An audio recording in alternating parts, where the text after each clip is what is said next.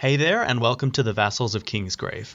In this episode, we'll be reviewing the science fiction novel Neuromancer, written by William Gibson and published in 1984.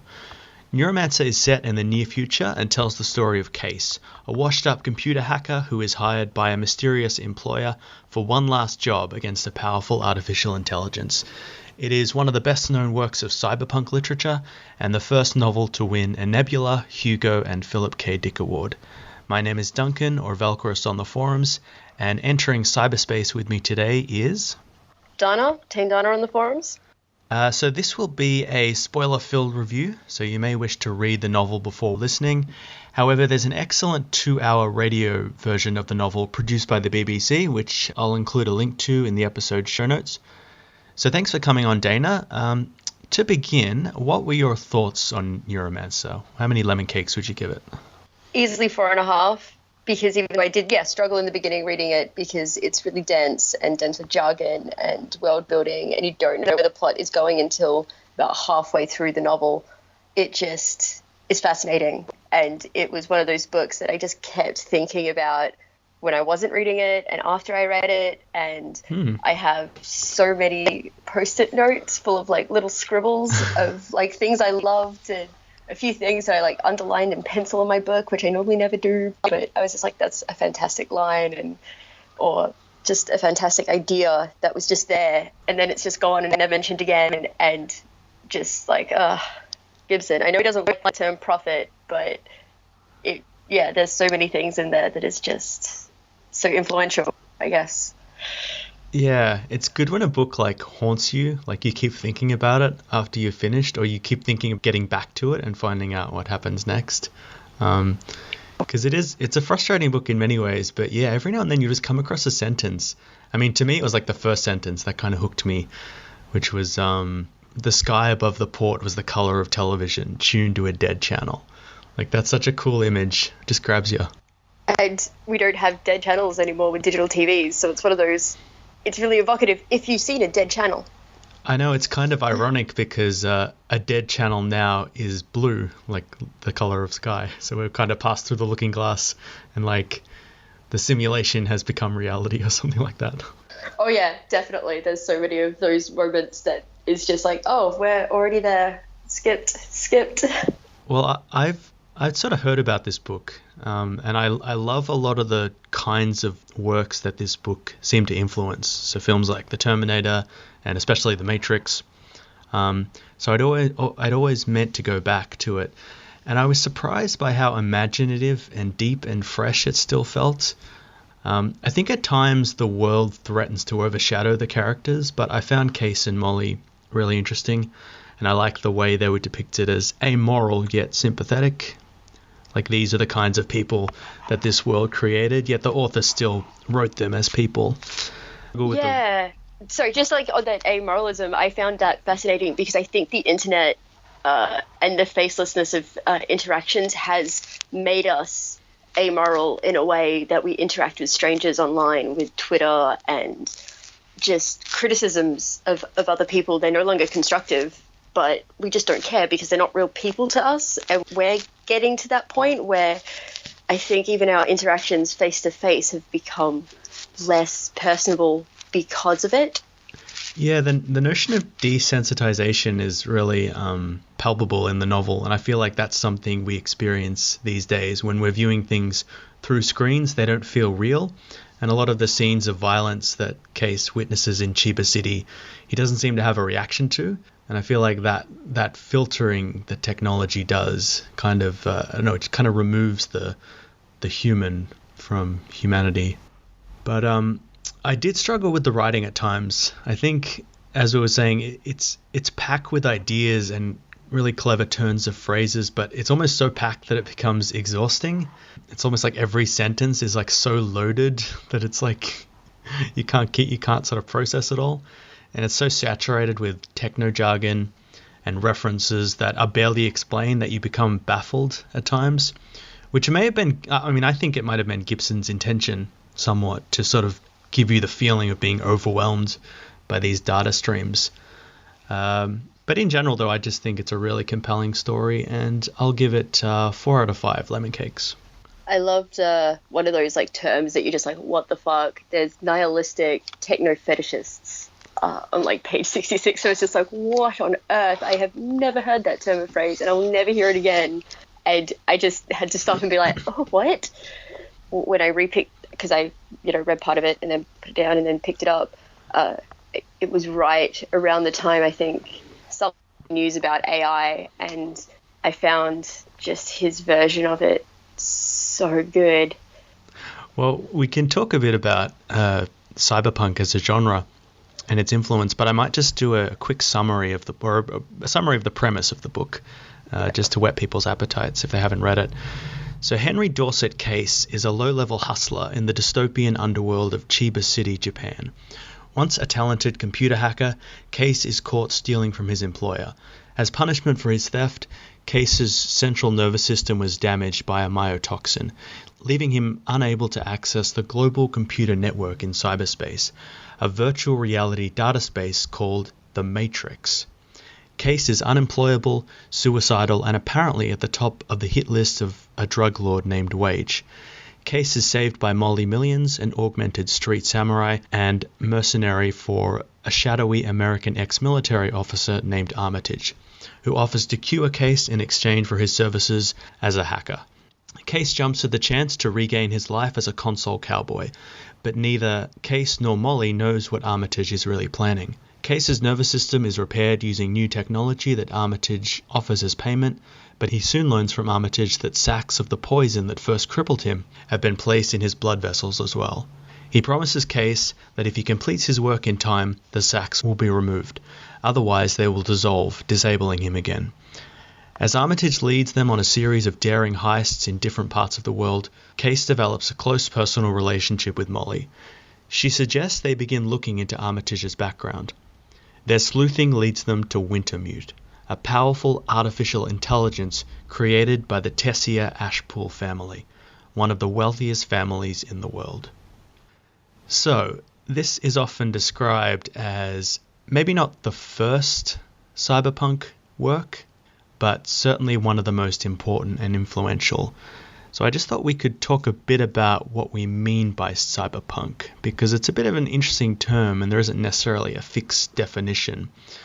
But one line that sort of captures it quite well is an author described it as a combination of low life and high tech. So it often features advanced technology and scientific achievements such as artificial intelligence, cybernetics, but it's juxtaposed with visions of dystopia, social breakdown, or radical change in the social order. So what did you think of the setting or the tone of the novel? I loved it. I really dislike technology as the solution to all of the world's problems. I think that's a lie that we feed ourselves. I was oddly happy when Google Glass failed because of it. So I absolutely loved it. I think it's more realistic in how humans actually use technology. We don't do it for the greater good.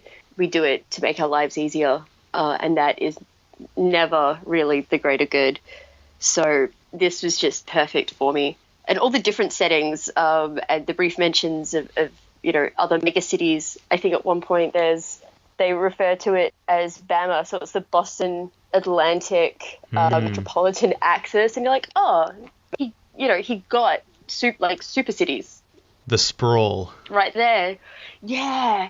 And nothing in between. And I looked at a map of the US and I was just like, yeah, that would make sense. That could happen. Everything just becomes absorbed and merged into this just endless series of lights and connections and circuits. Yeah, and at no point, like, in Brave New World, there's the whole idea that there's a place that you're exiled to that doesn't have the technology and the genetic manipulations and drugs that, it's been so long since I've read Brave New World, I can't even remember the terms. But this, like, Neuromancer doesn't have that. There is no part of the world that isn't, or space that humans are in, that isn't influenced by technology. There's no freedom from it. I mean, cyberpunk very much seems to be responding to this more utopian vision of what technology could achieve. The more, I guess, modern or 1950s visions of science fiction where technology was giving us access to the far reaches of the galaxy and giving us technologies to achieve our destiny and our dreams. And it was about exploration and conquest and fulfilling our potential. Whereas this views it through a much darker lens, and it absorbs a lot of the social changes of the 1960s and the 70s, the drug culture, the sexual revolutions. And it's more about, I guess, the cost that has on people, the fact that it changes people. It blurs the lines between the organic and the cybernetic. It breaks down identity, which could be a good thing. It could give us access to new ways of identifying ourselves, new ways of thinking and engaging with the world. But the way that our society seems to be organized is around or beneath these mega corporations. The government seems to have been done away with, and now corporations spread beyond national borders and just control everything. The idea that all of these cities in America have just been merged into one homogeneous mass, and everyone just fights for themselves in the gutters while the elite rule from high citadels and towers. It's an interesting clash or contradiction between the power or the potentials of technology, but the way it's been used to oppress and distill and dilute humanity. Yeah, and it's not like Elysium where only the wealthy have the technology, and definitely you do get a setting where it is like utopian Vegas where all the rich people live, but it's I can't even describe it. I know it's a hard novel to describe. It's like it doesn't really. The action is great, but it's hard to get a handle on what's occurring because a lot of the knowledge is assumed. It's got a very bleak tone. It's got a lot of jargon. I think the style is often compared to like hard-boiled detective series and film noir. So it's got this very cynical kind of loner who's a part of the world and is beaten down by it, but just trying to survive and make it from day to day. But rather than being, like 1940s gangsters and all that, it's hacker and punk subcultures, and it never really stops to explain any of these terms. It might give a passing explanation, but a lot of the times they'll just reference something, so some war in Russia or some space station, and it'll just it'll be loaded with meaning when it's referenced, but we never get the explanation. We're just kind of expected to just let it pass by. So it's difficult. You kind of feel unmoored and disoriented a lot of the time. Like I felt disoriented for huge sections of this novel, which is kind of the mindset that Case is in. Like he's a recovering drug addict. He's being whisked away on this crazy journey. He doesn't have a lot of choices. He's kind of been coerced and forced into this, and he just has to kind of accept it and try to survive and make it out alive. Yeah, in a lot of ways, it reminds me of Man in a High Tower, where it was a lonerish character, but with the jargon and not getting a lot of things explained. The Clockwork Orange does it to you as well, where, once again, another dystopian thing. It took me way too long to realize, when you were talking about like the blending of organic and cybernetic, that Riviera didn't actually have magical powers. It was a cybernetic thing that he was using to produce holograms. He just does it very well, just because with so much with the cybernetics, with Holly, you have her eyes and the razors under her fingernails. With Riviera, you don't see the cybernetic enhancements at all, but he's able to do these amazing holograms that seem to be able to continue even if he's not in the vicinity. Or I don't know if that's because it is a technology thing. He's able to mess with lights to do them for him and just keep walking. Yeah, it does seem magical. Technology, that famous quote, what is it? Science done well will look like magic or something like that, but there's a better quote. A lot of it does seem magical because it isn't explained, and even the name Neuromancer, like the idea of a mancer, conjures up this idea of divination of fire, or divination of death, the raising of the dead, the necromancer, the pyromancer. Here it's the neuromancer, so it's this idea of divining or manipulating or conjuring neuro impulses or neurology.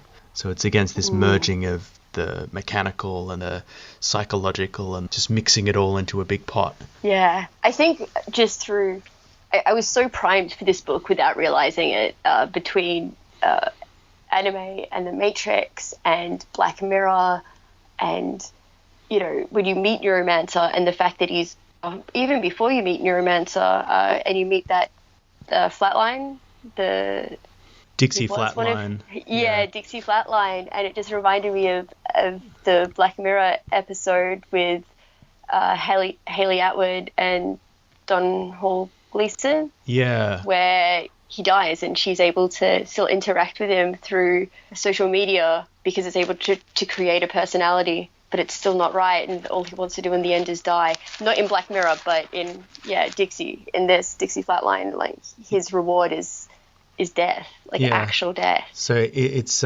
Case's former mentor who died, but they've like uploaded all of his memory to a computer so they can access all of his knowledge.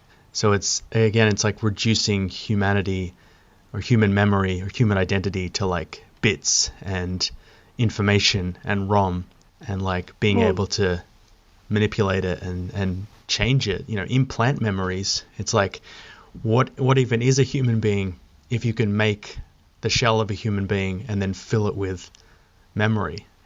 It's like, it disrupts the notion that a human being is permanent or singular or special.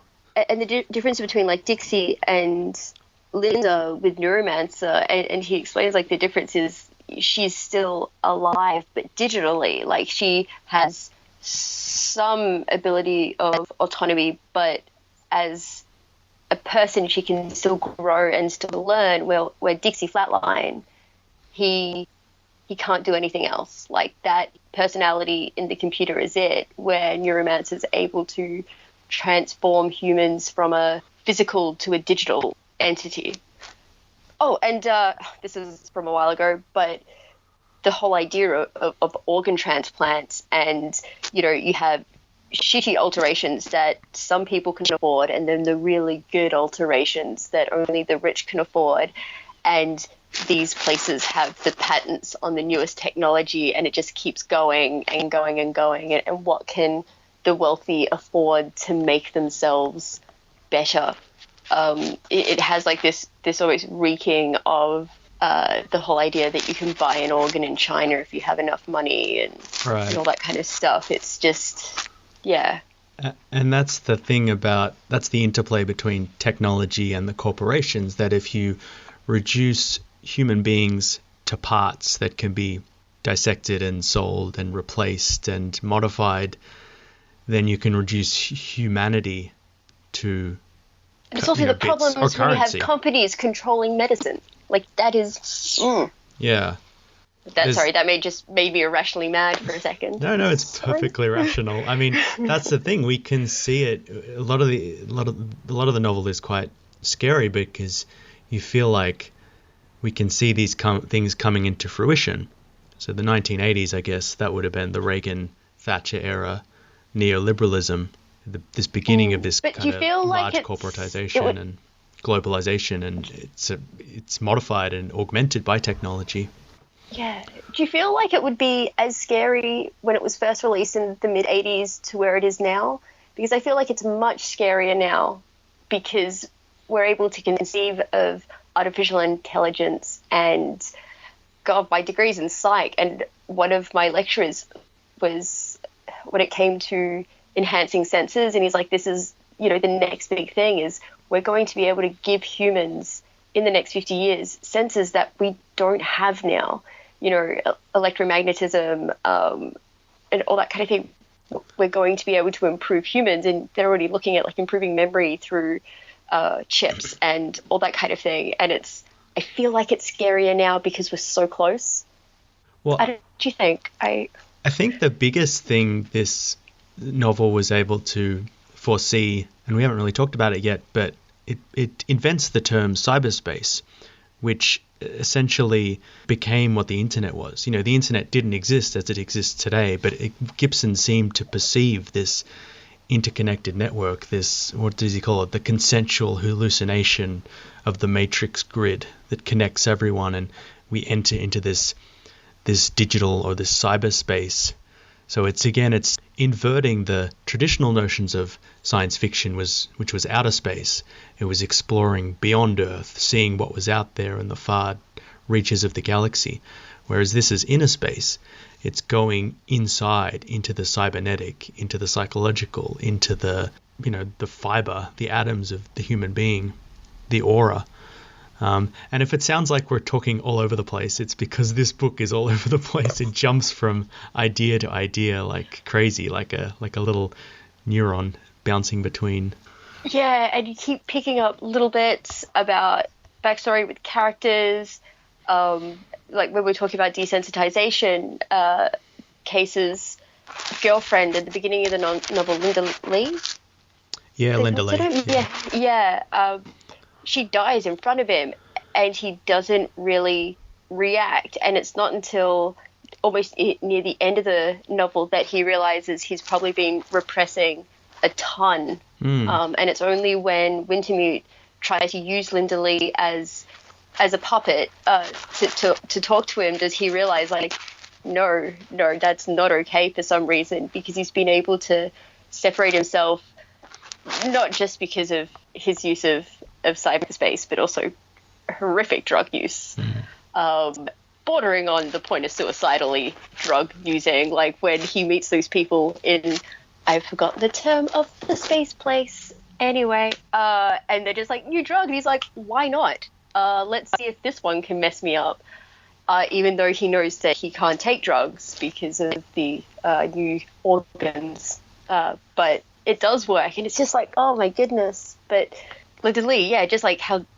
personalized, and it just jumps around. Like, you think that she's his girlfriend and they're very close, and he just doesn't care for like most of the novel, and then you realize he does. And I always didn't believe it. I thought he was just like tricking himself, like wanting to feel something because he felt guilty of her death, but I feel like he did have actual feelings for her. The killing of Linda Lee always confused me. Like, at first I didn't realize that she'd been killed, and then later I reread it 3 times. Yeah, it's a really vague and abstract, a lot of these descriptions, and I guess it's one of those cases where when you have a traumatic incident, you don't actually realize what's happened until the aftermath, and you keep trying to reach back into your memory to figure out what's happened. So it's just this series of sensations, and he's a really good writer, Gibson. He does this really well. He can give different descriptions of different points. The tone or the events that are happening change your perception of them. And then he keeps it's like this mix of trying to repress it, but then like Wintermute brings her up again, and he starts to piece together more about what happens. So you never really figure out why she died. We sort of get a clue that it might have been some drug dealer that she tried to rip off Case and sell something to him, and that's why she got killed. But it almost doesn't matter at that point. All that matters is that she's dead, and Case is at least somewhat responsible, or at least he's responsible to the extent that he rejected her enough that she had to do something desperate and got killed.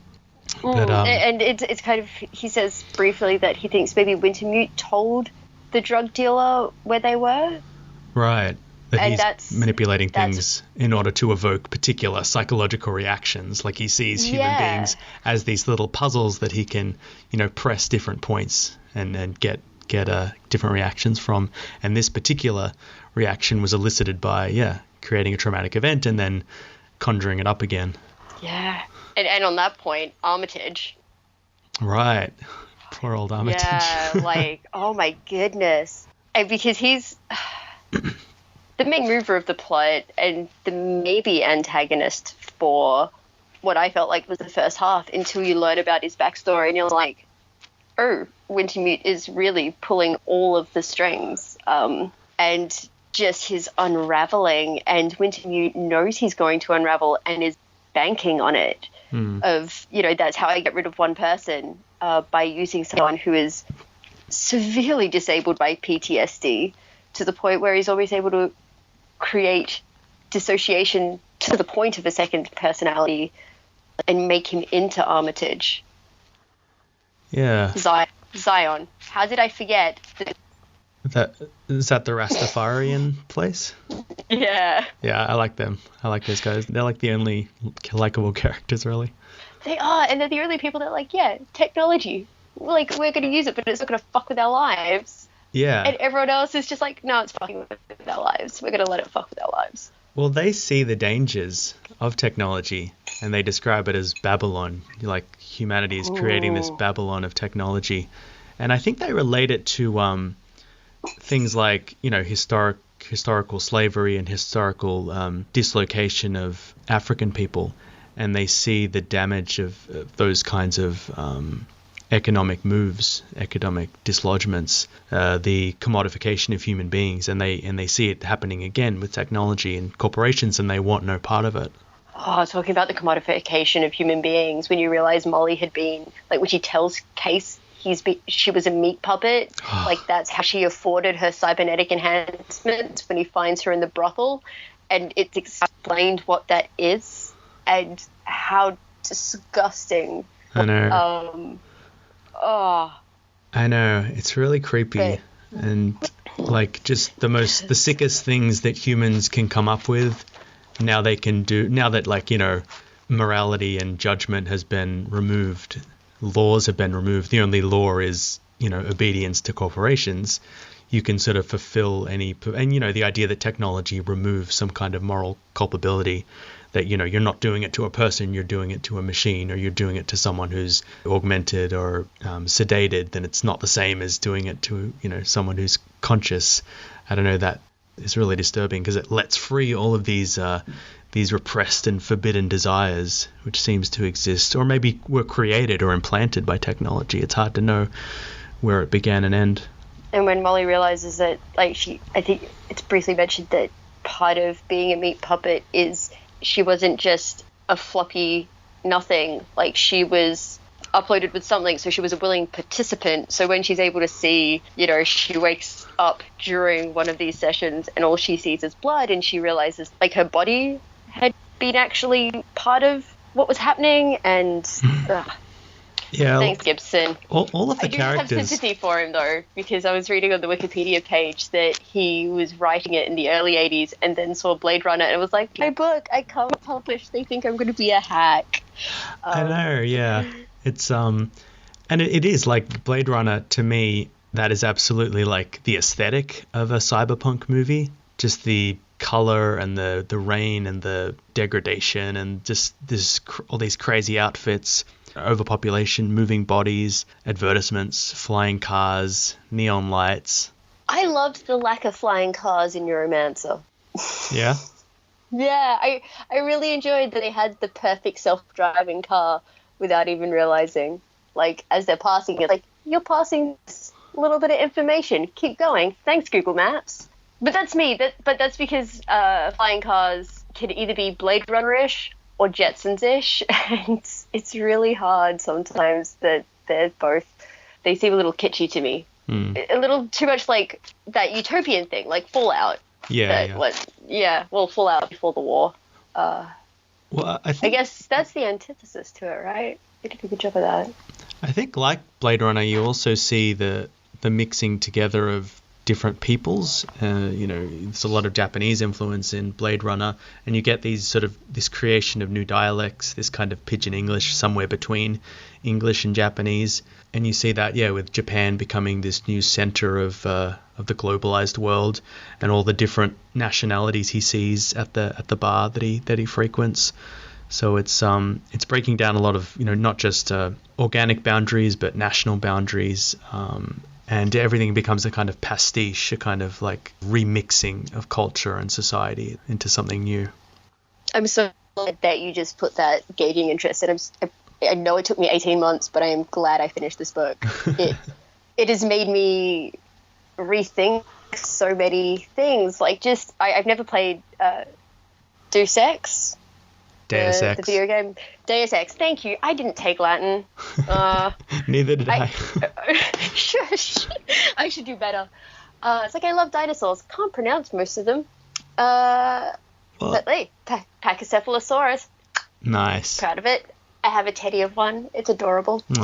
But yeah, like Molly and the Deus Ex protagonist, like that. It's sort of visually striking, but it's in the game, and kind of how Case gets involved. It's very much the beginning of the Matrix, and it's just so much, and it reminded me of the really freaky masturbating over an unconscious part of like Neon Genesis Evangelion, like that when it gets like super weird. I haven't like, watched that whole series. I've only seen like half of it. I need to go back and finish it. I'd say skip the movie because that's the part where the weird like when it gets super surreal, but it's just I feel like it's at about that part where it just loses me a bit. More so than Western movies even. I think it's had a big impact on anime, it seems. You know, things like Ghost in the Shell and Cowboy Bebop. That idea of the loners, the low-life sort of mercenaries drifting through this kind of decaying futuristic society and trying to scrape a living. I didn't even think of Cowboy Bebop, and that is one of my favorite animes. It's just... yeah, because I always think of it as a spaghetti western, but it does have so much noir in it as well. Especially with especially like with Spike and just all the characters just that are just thrown together, and that's definitely this. It's a heist as well, which I love, and not in the Soderbergh like Ocean's or God, what was the Hillbillies Ocean 11? It had Adam Driver in and Channing Tatum. Logan Lucky, there we go. Like, it's not that kind of fun heist movie. It's a shitty heist. Like, everything goes wrong and well, they're committing a heist against their will, because if he doesn't, he'll be disabled again. And it's like really violent. Like, it gets really out of hand. Like that first heist they do, they hire those weird modern panthers. Is that what they're called? These like augmented teenagers, and they cause a riot. And all these people get killed just to create a distraction so they can steal it, and Case is really freaked out by it. Yeah, and I know that he was probably trying to evoke, not that the Panthers actually caused any riots, but that kind of fear of a riot that you would have had in mid-'80s because the race riots of the 60s and the 70s. But to me, it felt like he had predicted Anonymous before Anonymous was even born, like anyone involved in Anonymous being born. So that was, I found that fascinating, like this idea of the modern teenage gang, and no one knew who the other people were, but they could all be there when needed. Yeah, I mean, it's the... Not that I think Anonymous are violent. Jesus, no. Well, no, but not necessarily violent, but... the punk mentality is sort of rebellion and anarchy for its own sake. You're rebelling against the system. And the cyberpunk is simply the members of a rebellious youth that are now like technologically fluent, more technologically fluent than anyone, older than them. So they can use technology as an instrument to play out rebellion and chaos. And you see that a lot. I mean, you see various groups on the internet just kind of creating fires, just to watch it burn, just for their own amusement, just for the lols, as they say.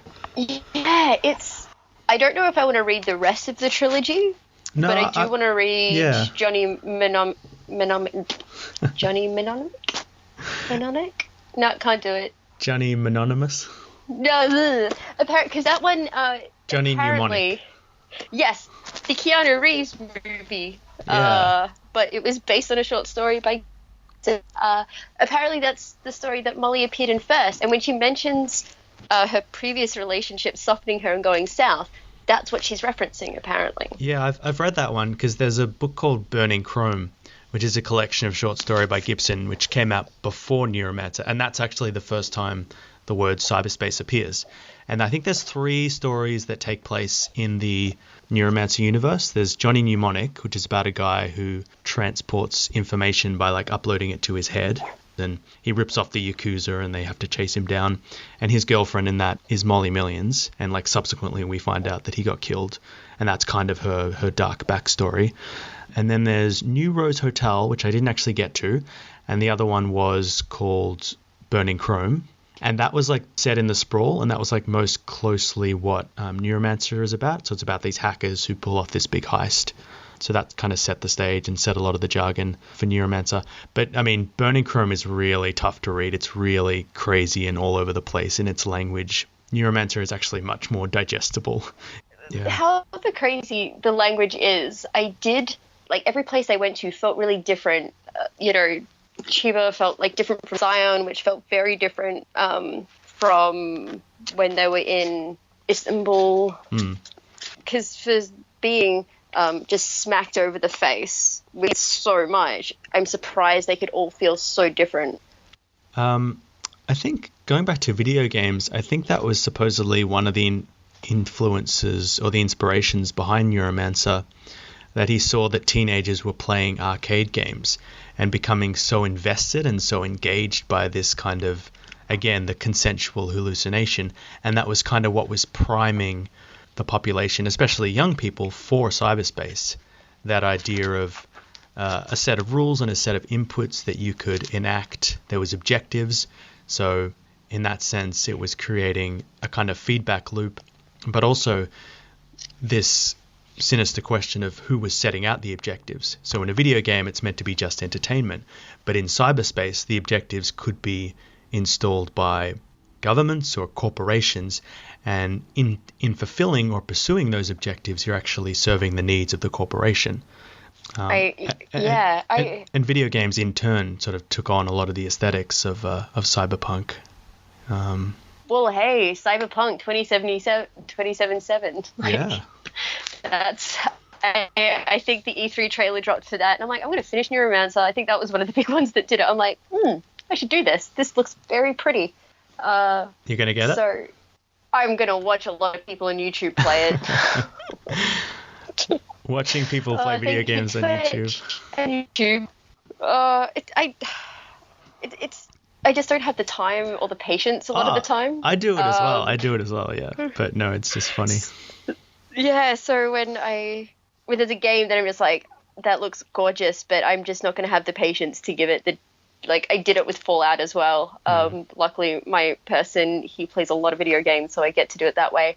But he just doesn't play video games the way that I like. Like, play the fucking story. Stop getting distracted. Play the story. Stop grinding. You're making it too easy. Move on. Yeah, it's got to be a challenge. Yeah, exactly. So that's why I like Twitch and YouTube. God, this book creeps me out so much.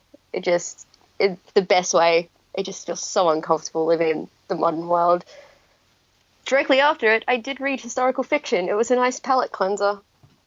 Well, I think the use of the hard-boiled detective style, that idea of the cynical loner in the streets, is interesting because a lot of that was informed by the kind of the PTSD over the of World War II, but also a lot of social changes that were happening at the time.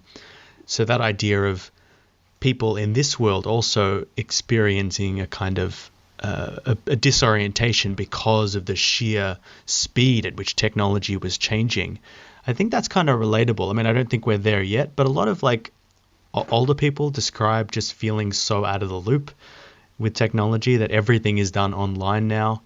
And if you don't know how to work computers, then you're just cut out of society, or cut out of the conversation in a lot of ways, and sort of marginalized. So you have to keep learning the rules of technology, keep up with the updates.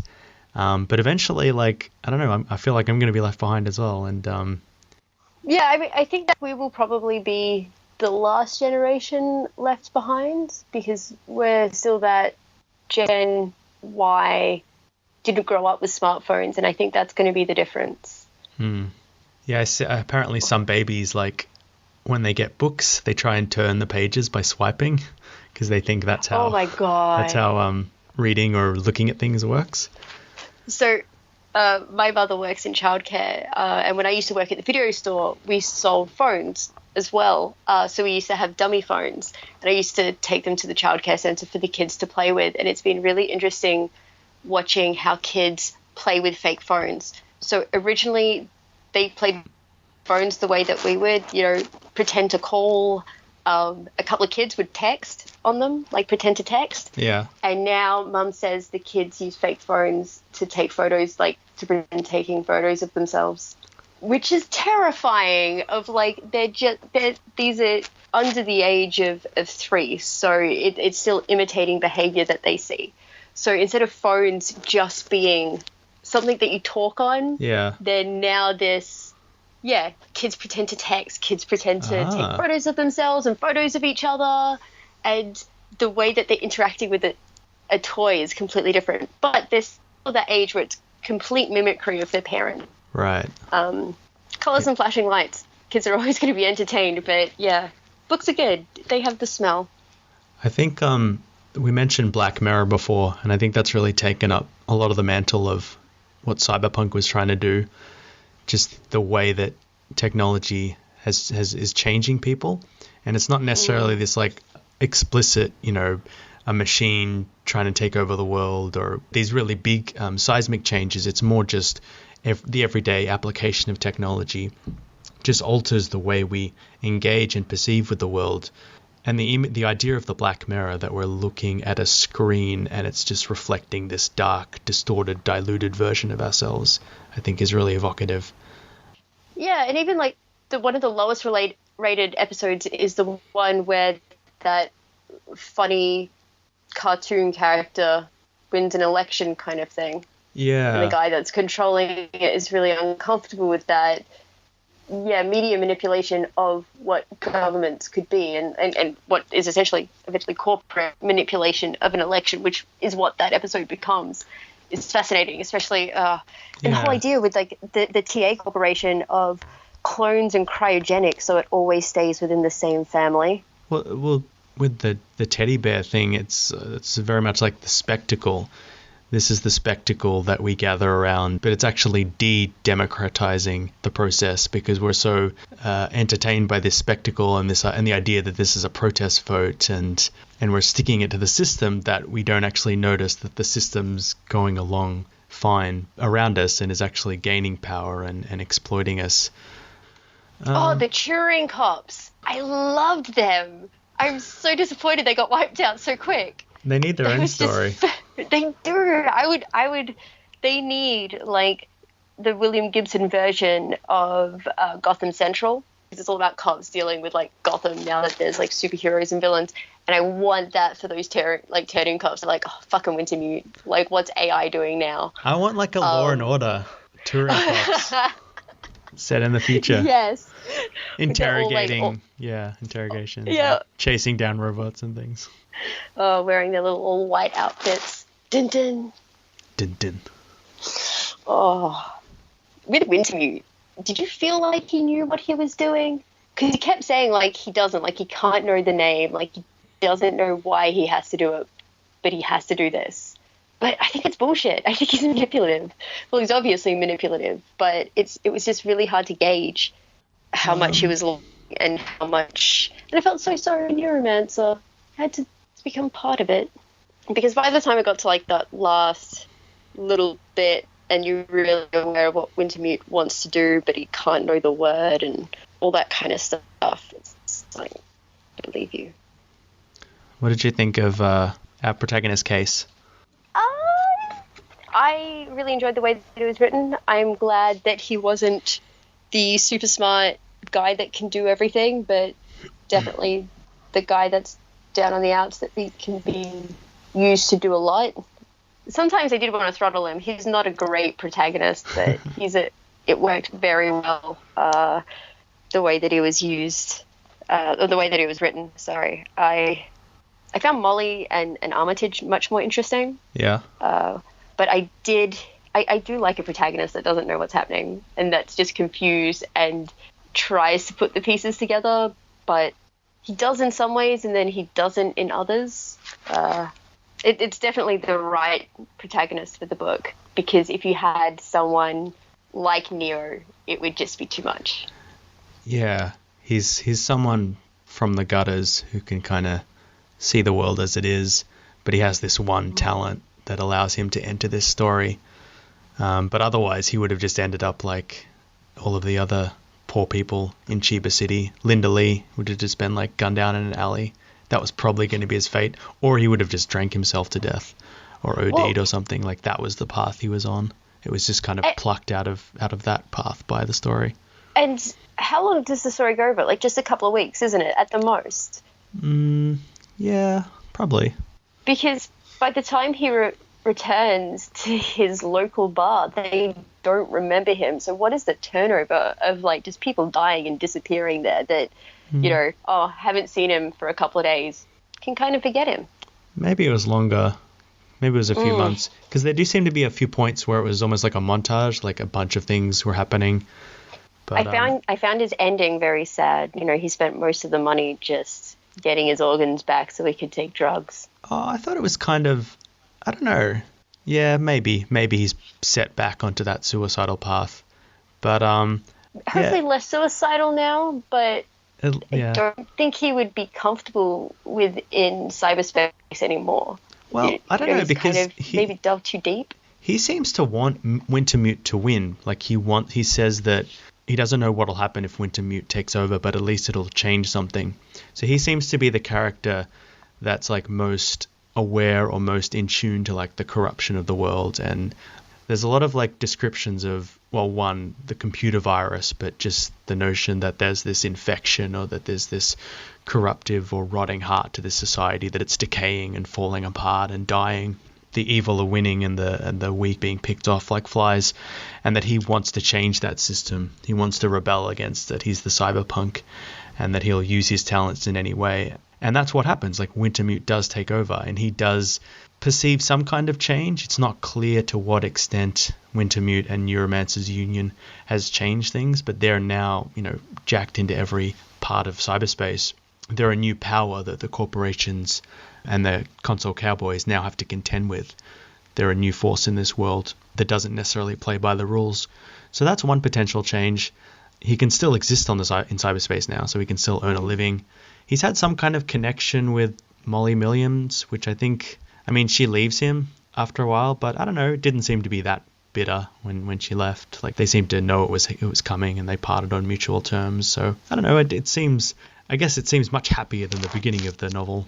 Unlike Terminator, which has the AI as the evil, Skynet. Anyway, I did enjoy that the evilness within the world was still humanity. It wasn't that it was technology. Technology made people's lives shitty, but it wasn't technology within itself. It was how the corporations run by people were using the technology. At least, I guess that's probably why it was easier for Case to side with Wintermute.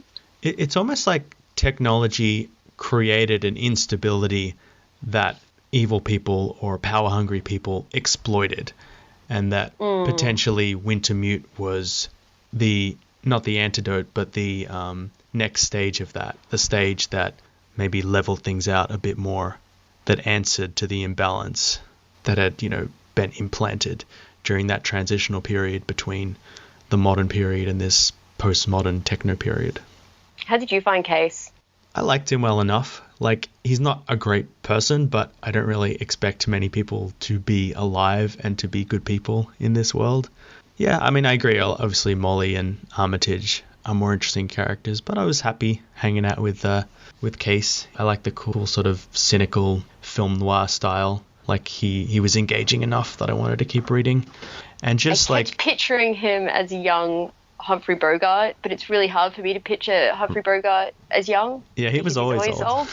Yeah, he was always old, right? But I kept kind of being like, just a little less. I think Case is way less suave than Humphrey Bogart. Yeah, maybe, yeah. But that kind of almost every man chucked in a shit situation, which is, it did have that feeling of just cynicism as well, which I think Bogart always did very well. Yeah. And the drug use seems to be potentially trying to fill the hole that was left when he wasn't able to go into cyberspace anymore. Like, he seems like a character who doesn't really feel comfortable in the real world. And initially he was able to escape that by going into what he calls inner space, the cyberspace world. And that's how he connected with people, or that's how he was able to feel empowered or useful or strong or whatever. But without that, he feels like kind of a shell of a man. What did you think of Molly? I really liked her. I loved all the little bits that, because of her lenses, she can't cry. So, like, her tear ducts are rerouted to her mouth. So when she's cries, she spits. And all the little bits that went into that, I thought was great. She is definitely, she's a mercenary and that's why she's hired. She gets shit done. Yeah. And she's definitely gives off that vibe. And without just being two-dimensional to me, which you can get with badass characters. Like, yes, you're badass, but that's all you are. Like, Molly felt quite fleshed out. Yeah. I think it's probably because she was so involved in trying to figure out what Wintermute was. It wasn't like, I'm just going to be paid for this shit. You do it by yourself. It was, she was really there, trying to figure out if there was those toxic balls in Case's bloodstream and used her connections through that. And it was interesting because she'd kind of been running in similar circles, like she knew the same people as Case, but for different reasons. Yeah, I mean, she seemed to like Case and like was sympathized with him. I guess they probably came from different places, different upbringings. They ran in the same circle. They both knew the streets and knew how harsh they could be. But she was also like pretty cold, and she was looking out for herself in the end, which is understandable. And I liked how she was kind of like sexualized in a way, but she was also shown to be very strong and have her own agency. And ultimately, all of the missions they go through, she's the one in charge. She's doing all of the missions, and Case is just watching her and just providing support. So I kind of like that dichotomy, that she was really the action hero of the novel. Yeah, and with the stem sim, so he can, while he's in cyberspace, he can kind of just flick over and see what she sees. And it was an interesting way to kind of show what was happening.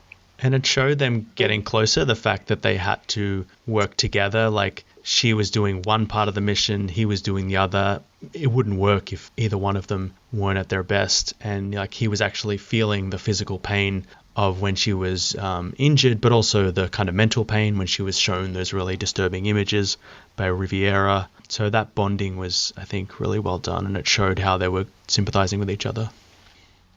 Any thoughts on the Tessia Ashpool family, 3 Jane and that whole gang? Bizarrely incestuous. Just the whole, like, she's a clone of his wife, but he's her daughter, and then he just murders one for fun. And he's just slowly dying, and she's been manipulating, like, his cryo sleep, so he's degenerating quicker than normal, and she's been doing it for years. It shows that, like, even the wealthy or the corporations are, like, cannibalizing themselves, that they have all of this power, but it actually creates these prisons, or it gives them so much power that they start destroying each other. Out of boredom as well. Yeah, like, yeah. It's almost... Dorian Gray. Dorian Gray. Picture of Dorian Gray, where they're like, oh, he's a pretty young thing.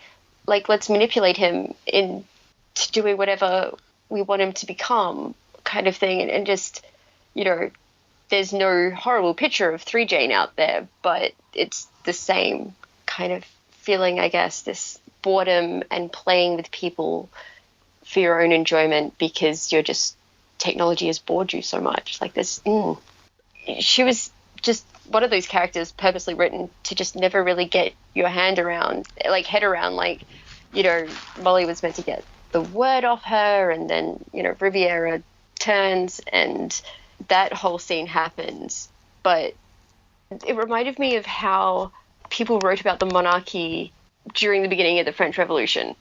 Like, when, not the very beginning, because, Louis and Marie Antoinette were, on the first anniversary of the Bastille of the storming of the Bastille, they held like a massive party for everyone, so they were kind of like on board. But then the climate changed, and you had like all this propaganda about not so much incest but cheating and just how derelict the rich are. And they were like that. They were like the rumors and the lies that people say about the monarchy, or the rich and wealthy in power. Yeah, like the count or the countess who bathes in the blood of virgin peasants, or the Nero fiddling while Rome burns, or... oh, God, thank you. Sorry, that's what I'm... It reeked of it. Like, the whole Caligula had sex with his sister. And the the guy seemed to be haunted somewhat because he said they said he wouldn't dream when he went into cryostasis, but he did, and it seemed to imply that he was dreaming about all the horrible things he'd done, smothering his wife. But then you find out that he only dreams in cryosleep because like 3Jane had manipulated it that way. Like she'd messed with it? Yeah, like she'd messed with it, and I'm not entirely sure why. If she was even entirely sure why. I think she mentions revenge for her mother, but right. But then how much Wintermute has even affected them is up in question, because where these ideas come from, and because he is just everywhere, puppet master doing, and yeah, it's good book, bad people. Yeah, and apparently it did have some influence on the way that the internet developed after it was published. Like a lot of hackers would take on some of the jargon that Gibson invented, like ICE, which is intrusion countermeasures electronics. So an ICE cracker, someone who breaks through the security of a corporation's IT, or cyberspace. Obviously, that became the default term for the World Wide Web up until the 90s. Let's bring it back. Yeah, bring it back. Yeah, cyberspace. I much prefer it to the internet. Yeah, the internet sounds like it's very like an office kind of like the Excel spreadsheet in an office that everyone contributes to. Cyberspace sounds so much cooler. Yeah, and especially now we're getting like with VR and that kind of stuff where we can do some of this. Yeah. Very soon. It would be really cool to bring back cyberspace, because we'll interact with it differently. Make the internet cyberspace again. Yes, exactly. It's such a good term. But yeah, internet early internet adopters would have loved this. Yeah, and I mean, for many people, this was the first representation of the internet. This was a description. It was a very fantastical description, but for everyday people, this was like the dream, I guess. Not a very, it's part dream, part nightmare, but this was it. Yeah, I can imagine some younger people reading it and not really, there's always those books out there that people read the wrong way and they're like, oh no, this is awesome. We should adopt part of this. I feel like this is one of those books that if you are young and super enthusiastic, you could just take this the wrong way. It's just creeped me out so much. I'm always creeped out by technology. I'm one of those people. Fuck you, location services. Stop paying attention to where I am. Especially now on BBC podcasts, they've allowed advertising at the very end just to help fund them. That's fine. I would really like to. I need to figure out how to not get targeted advertising, because I'm aware what city I'm in. So. Yeah, that's the creepy thing, that we don't understand how a lot of programs work. It's like a lot of things just are decided for us. A lot of and automatically. It's not even by people. Yeah. It's just automatically. Yeah, and in this, it talks about, you mentioned the commodification of humans, and that's what's now. If something is free, we are the product. Google definitely has ninjas on retainer. Oh, yeah. I'm just hoping that they've already created their version of Wintermute to bring their downfall. Oh, God. Any more to say on Neuromancer? No, I think that's about it. Thank you for recommending, putting it up. Thank you. Fascinating. I'm glad I got to talk about it with someone. I'm sorry it took so long. That's okay. Are you going to read any of the other books in the Sprawl trilogy? Maybe eventually. Okay. I definitely want to read some of his short stories, though. I think I'll definitely do that. It's made me realize I just had this gaping Philip K. Dick hole in my reading. And sci-fi, and I also don't read a lot of horror either, but it's just one of those books that's kind of, there's so many things that I want to read now kind of around this idea, because the only sci-fi that I've really read is alternate history sci-fi, which is not really, it's part of sci-fi, but it's not really. Yeah, I don't really, I think the novel wrapped itself up pretty good. I don't really have any desire to hear what happens next. But yeah, I have been really interested in getting into reading some of the classics of sci-fi lately. So I finally read Frankenstein. a couple of months ago, which is yep. good. And yeah, I've been reading a bit of Philip K. Dick, a bit of Asimov. I'm thinking about reading Dune, but it's like so big that it's really intimidating, but I might give it a go next. I borrowed a copy of Dune about 3 years off one of my mates, and it's still sitting on my shelf. I have not cracked that bad boy open. Yeah. I did watch the TV series. Because most and Children of the Dune. Yeah. Most sci-fi is like not too big, because it's like, especially compared to fantasy writers who are very flowery and overly explainy in their prose. Sci-fi authors are pretty like to the point and cold and clinical. But Dune is the exception. That's a big book. Yeah, I think it's because a lot of the time he's not explaining sci-fi, he's explaining politics. All right. Which is probably, I think is what makes Dune such a classic, apparently. It's so much more than just sci-fi. But I think sci-fi has got a bad rap because of deliciously pulp, like, yeah. And all the sci-fi I've read is technically like dystopian sci-fi, Brave New World or like Fahrenheit 451. It's under the sci-fi branch, but it's not really. Yeah, it's speculative fiction, I guess. It's in that triangle of fantasy, sci-fi, horror. I'm all for a gothic horror binge, though, because I loved A Picture of Dorian Gray, but, who can hate Oscar Wilde? Anyone who does is just enjoy the words. Look how he uses language. Just pretend it's Stephen Fry. I read Turn of the Screw towards the start of the year. Have you read that one? No, I haven't. I have a reading list because Northanger Abbey by Jane Austen is her spoof of gothic horror that was really popular at the time, being read by women. So it's all creepy and so it takes off about 3 or 4 books she's kind of referencing, and I'd love to maybe read one of them and just see, because it's a little bit ridiculous. But yeah, I have Dr. Jekyll and Mr. Hyde.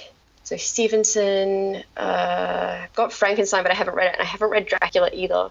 But I have them all there. I need to read Dracula too. Yeah.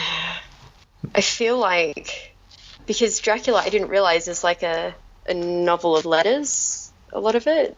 Right. It's not like it's written in a weird form. Yeah, yes, that one, which is a very old-fashioned style of writing. But I guess you're getting more of it now. There's been a few novels that have been published that are through like text messages and emails and that kind of thing. Oh, okay. Yeah. But at the moment I'm reading Wolf Hall, so I can talk to Bina about the Tudors and A Song of Ice and Fire, which I'm just so excited about. Is that an upcoming book? Maybe, possibly. Cool. I'm like 20 pages in, and that thing is like 600. But then again, I love Cromwell, so, I'll read anything about bureaucracy if he's the center of it. So that concludes our discussion of Neuromancer. Let us know what you think of the novel or about cyberpunk fiction in general in the comments. I'd like to thank my co-host for today, Dana. This has been the Vassals of Kingsgrave. Thanks for listening, and we'll catch you next time.